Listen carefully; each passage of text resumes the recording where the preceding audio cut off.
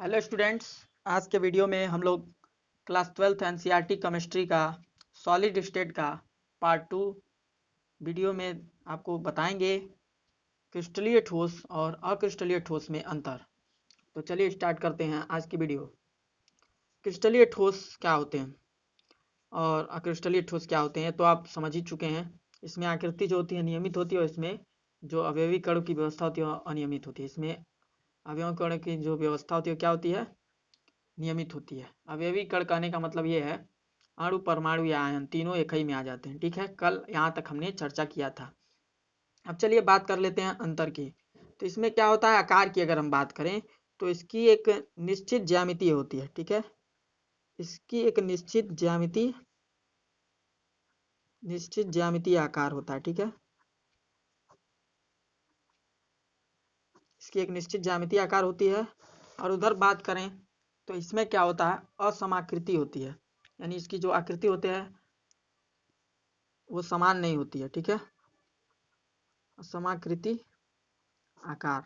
ठीक है, समझ गए इस पॉइंट को। अब देखिएगा दूसरा पॉइंट जो है हम लोग का, दूसरा पॉइंट भी बहुत इंपॉर्टेंट है, गलनांक। गलनांक क्या होता है, जिस ताप पर कोई ठोस पिघलता है उसे उसका गलनांक कहते हैं। गलनांक आप समझ ही रहे होंगे, पिछली कक्षाओं में पढ़े होंगे। तो इसका गलनांक निश्चित होता है। कैसा होता है, कल भी हमने बात किया था, क्रिस्टलीय ठोस के गलनांक क्या होते हैं, निश्चित। और इनके जो ताप होते हैं अभिलक्षणिक ताप पर पिघलते हैं।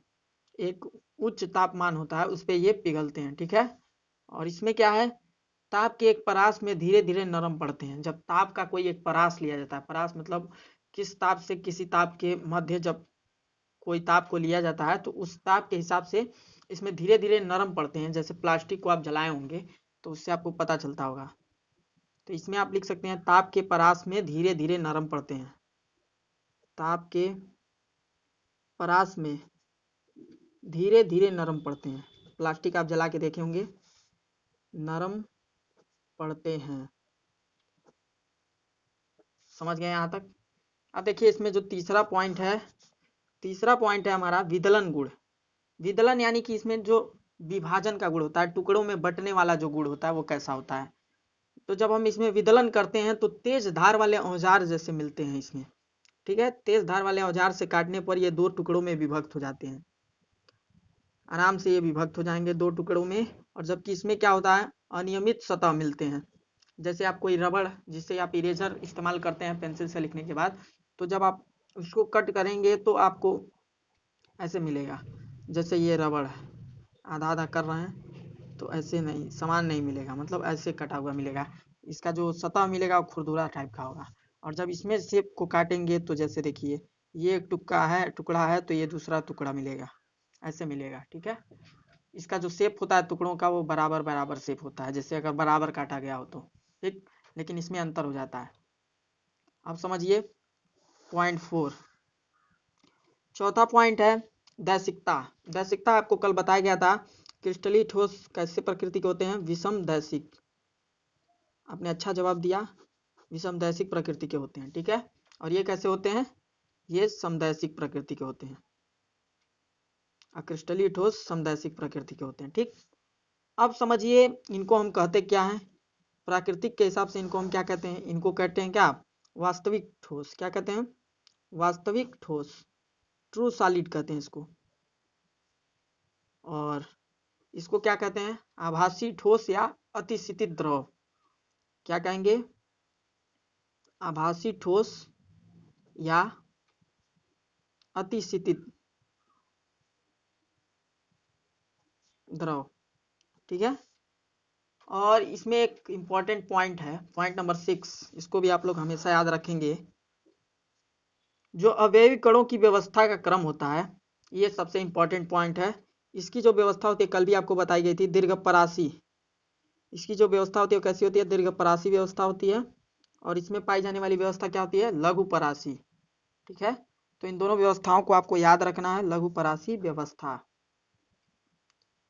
अगर आपसे कोई पूछे अक्रिस्टलीय ठोस में कौन सी व्यवस्था पाई जाती है तो लघुपरासी व्यवस्था पाई जाती है। और आपसे कोई पूछे क्रिस्टलीय ठोस में कौन सी व्यवस्था पाई जाती है तो दीर्घपरासी व्यवस्था पाई जाती है। तो ये तो रहे कुछ इंपॉर्टेंट पॉइंट्स। चलिए इनको हम फिर से आपको बता देते हैं दोबारा से, ताकि आपको पक्का पक्का याद हो जाए। और ये हमेशा एग्जाम्स में आते हैं, बोर्ड एग्जाम्स में। यहाँ से आपके 2 से 3 नंबर के क्वेश्चन तैयार हो जाएंगे आराम से।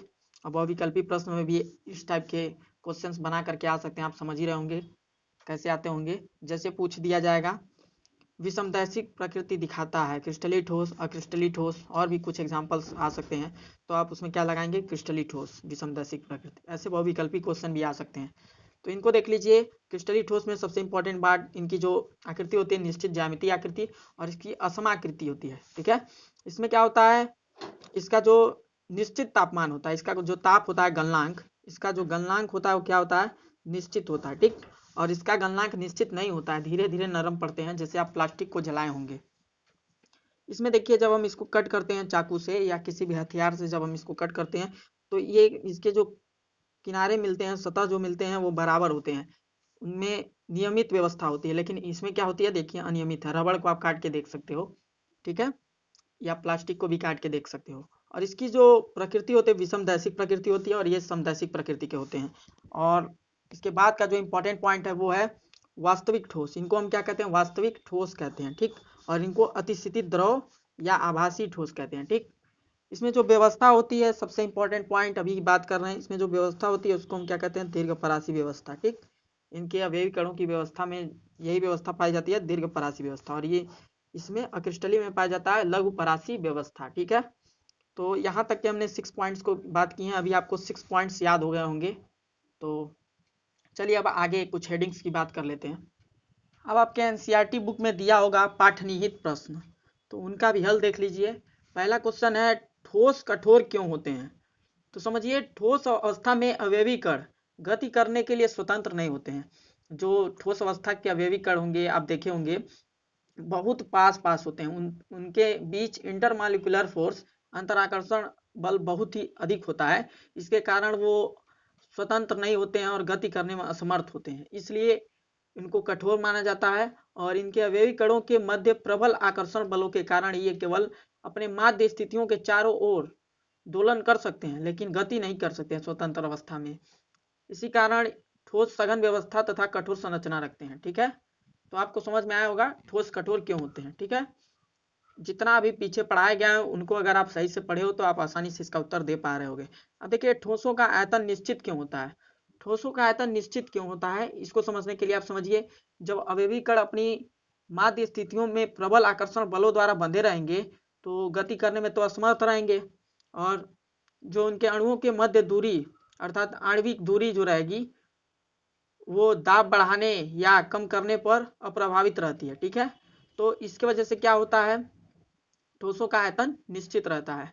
दाब बढ़ाएं या घटाएं इनमें कोई प्रभाव नहीं पड़ता इनके दूरी में। ठीक है, जैसे अणु जहां पे हैं वहीं रहते हैं, दाब बढ़ाएं या घटाया जाए तो इसलिए इनका जो आयतन होता है वो निश्चित होता है।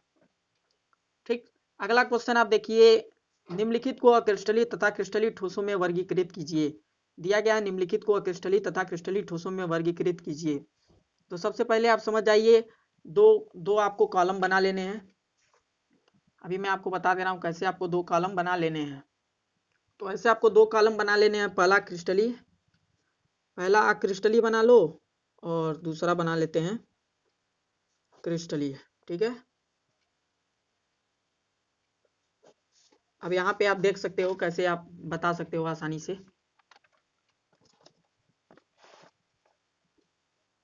ठीक है, तो इसमें आप बता सकते हो इजीली अब कौन क्रिस्टलीय है कौन अक्रिस्टलीय है।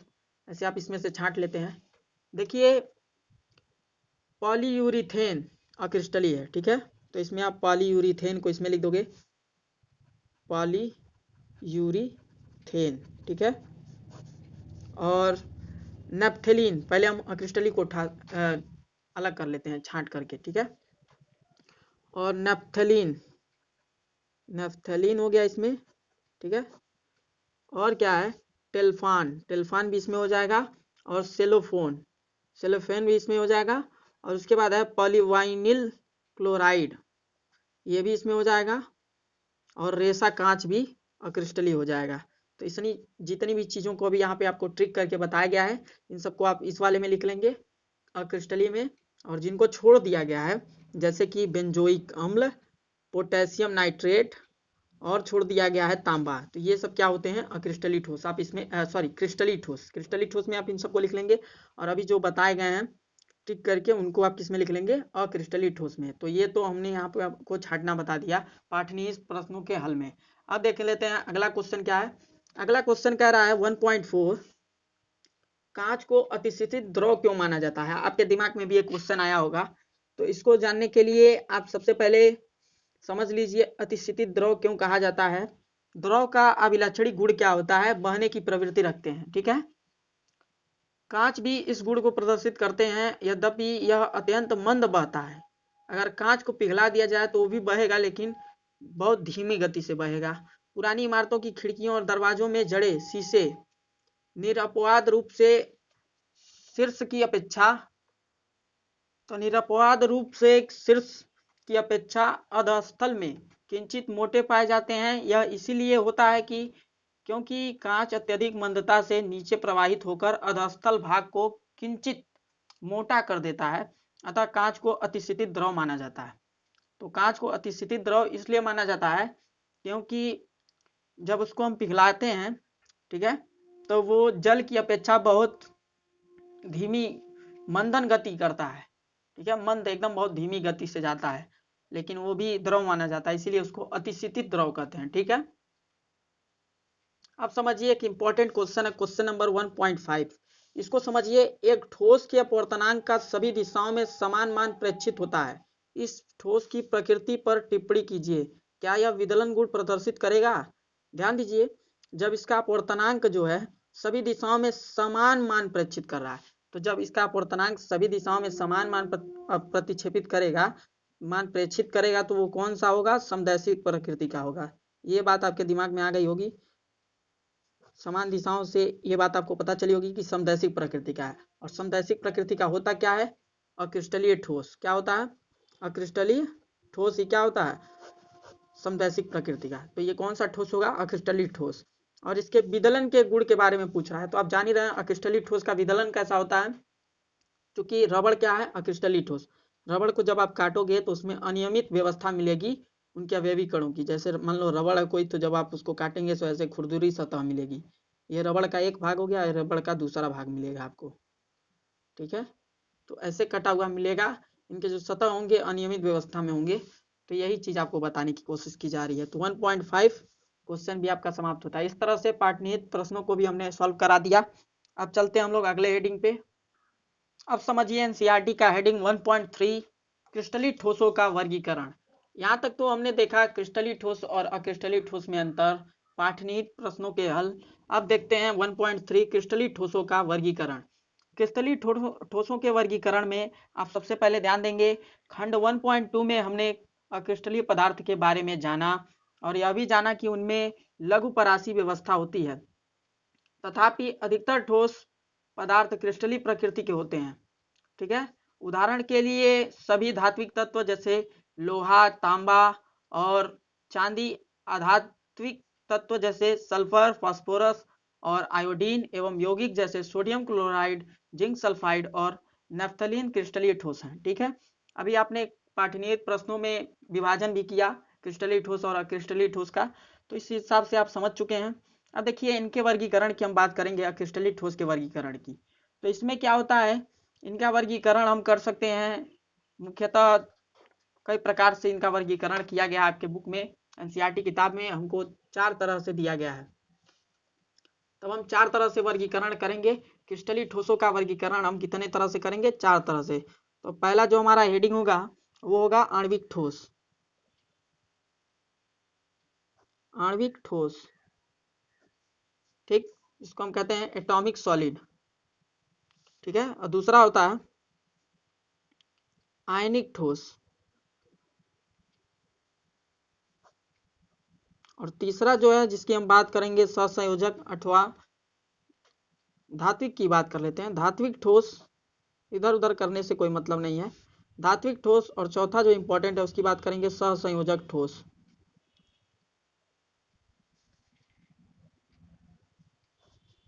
ठोस या नेटवर्क ठोस भी इसको कहते हैं कई लोग। आपके एनसीईआरटी में भी दिया गया है नेटवर्क ठोस। ठीक है, अब बात को समझिएगा। आयनिक ठोस क्या होता है, आणविक ठोस क्या होता है, आयनिक ठोस क्या होता है, और धात्विक ठोस क्या होता है, और सहसंयोजक ठोस क्या होता है। इन सबको समझने से पहले आप कुछ महत्वपूर्ण पॉइंट्स को समझ लीजिए। जैसे आणविक ठोस कहाँ पे होगा, आणविक पढ़ के ही लग रहा है कि अणुओं के मध्य होगा आणविक ठोस, और आयनिक ठोस कहाँ होगा, आयनों के मध्य होगा आयनिक ठोस। ठीक है, जैसे Na+Cl- NaCl में हो जाएगा आयनिक ठोस। ठीक है, धात्विक ठोस दो धातुओं के मध्य होगा, आप समझ रहे होंगे। ठीक, और सहसंयोजक ठोस सहसंयोजक बंध के माध्यम से बताया जाएगा, सहसंयोजक ठोस है। ठीक है, तो इन चीजों को आप समझ रहे होंगे। तो अभी हम बात कर लेते हैं, क्रिस्टलीय ठोसों को विभिन्न प्रकार से वर्गीकृत किया जा सकता है। यह विधि उद्देश्य पर निर्भर करती है। यहाँ हम क्रिस्टलीय ठोसों को अंतराणु बलों की प्रकृति के आधार पर, आबंधों के आधार पर वर्गीकृत करेंगे जो संरचनात्मक कणों को एक साथ रखते हैं, अथवा आबंधों के आधार पर वर्गीकृत करेंगे जो संरचनात्मक कणों को एक साथ रखते हैं। तो बात कर लेते हैं हम लोग, इसमें कौन कौन से होंगे। संरचनाओं के आधार पर हम पहले वर्गीकरण कर लेते हैं, उसके बाद इन सबको समझते हैं। तो उनको समझने के लिए आप देखिए, आपको मालूम है कि हम लोग संरचनाओं के आधार पर इनको कैसे वर्गीकृत करेंगे। पहला है वांडर वाल्स बल, वांडर वाल्स बल के आधार पर। ठीक है, दूसरा पॉइंट है हमारा आयनिक आबंध के आधार पर। ठीक है, और तीसरा जो हमारा टॉपिक है आयनिक बंध या आबंध। ठीक है, और तीसरा जो टॉपिक होगा सहसंयोजन आबंध के आधार पर। ठीक है, सहसंयोजन बंध के आधार पर, बंध के आधार पर। और चौथा जो है क्या है, धात्विक आबंध। तो इन चारों को जैसे किया गया है उसी हिसाब से हमको ये ठोस प्राप्त हुए हैं, आणविक ठोस, आयनिक ठोस, धात्विक ठोस और नेटवर्क ठोस। तो इन सबको प्राप्त करने के लिए इन विधि का उपयोग किया गया है। जैसे वांडर वाल्स बल के द्वारा आणविक ठोस बताया गया है, आयनिक बंध के द्वारा आयनिक ठोस बताया गया है, और सहसंयोजक बंध के आधार पर किसको बताया गया है, सहसंयोजक ठोस को, और धात्विक बंध के आधार पर धात्विक ठोस को बताया गया है। तो इतनी सारी चीजें आपको अब नेक्स्ट वीडियो में बताई जाएंगी फुल एक्सप्लेनेशन के साथ कि आणविक ठोस क्या होता है, आयनिक ठोस क्या होता है, और डेफिनेशन भी लिखवाए जाएंगे, नोट्स भी आपको मिलेगा। लेकिन एक चीज, हाँ, नोट्स हम लोग पीडीएफ अवेलेबल नहीं कराएंगे, क्योंकि आपको स्वयं जो लिखते हैं अपने हाथ से, कलम कापी पे पेन से जो आप लिखते हो वो आपको हमेशा याद रहता है, और जो पीडीएफ नोट्स दिला दिया जाता है तो आप लोग नोट्स बनाते ही नहीं हो, इसलिए आपको नोट्स अवेलेबल नहीं कराया जाएगा। ठीक है, आप खुद बनाइए, वीडियो को देख करके पॉज करके लिखिए। ओके, तो नेक्स्ट वीडियो में मिलते हैं हम इन सबके डेफिनेशन के साथ और एग्जांपल्स के साथ, और इनके भी कुछ पार्ट्स हैं उनको भी आप देखते हुए चलेंगे। तो मिलते हैं नेक्स्ट वीडियो में, तब तक के लिए नमस्कार, बाय। और देखते रहिए हमारा चैनल VS ट्यूशन क्लासेस। और आप हमारे चैनल पे अगर नए हैं तो चैनल को सब्सक्राइब कर लीजिए, क्योंकि इस चैनल पे अब बहुत ही सारे लेक्चर्स आने वाले हैं, मैथ, फिजिक्स, केमिस्ट्री के, और कुछ दिनों में इंग्लिश के भी आएंगे। इंग्लिश का एक वीडियो आया था 12th का, बहुत ही स्टैंडर्ड वीडियो था, आप जरूर देखें। उसमें ट्रिक बताया गया था प्रोज के बारे में, चैप्टर्स और राइटर्स के नाम याद करने के बहुत से ट्रिक बताए गए हैं, तो उसका भी मैं डिस्क्रिप्शन में लिंक दे दूंगा। तो आप अगर हमारे चैनल से जुड़ना चाहते हैं तो सब्सक्राइब बटन दिख रहा होगा, उससे आप प्रेस करें, और बेल वाले आइकन को भी प्रेस कर लें, जिससे हमारे नए वीडियो की नोटिफिकेशन सबसे पहले मिले आपको। ओके, तब तक के लिए बाय, मिलते हैं नेक्स्ट वीडियो में।